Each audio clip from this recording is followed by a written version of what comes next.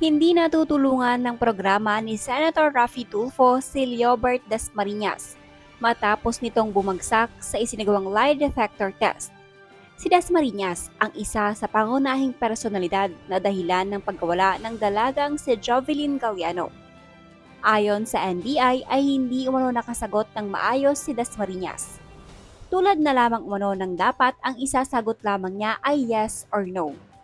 Kasama naman itong si Jovert Valdez-Timon ay maayos umano ang kinalabasan ng test. Pasado umano sa mga katanungan na isinagawa itong si Valdez-Timon, na kung ating matatandaan ay siya ang ininuturong mastermind sa pagwala ni Jovelyn nitong si Dasmariñas.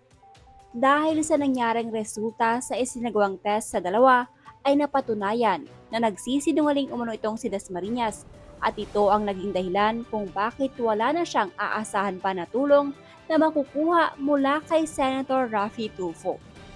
Marami man ang hindi makapaniwala sa resultang inilabas ng NBI tungkol sa isinagawang DNA test sa buto na nakita sa Barangay Santa Lourdes ay kinumpirma naman na ng mga otoridad na case closed na ang pagkawala ni John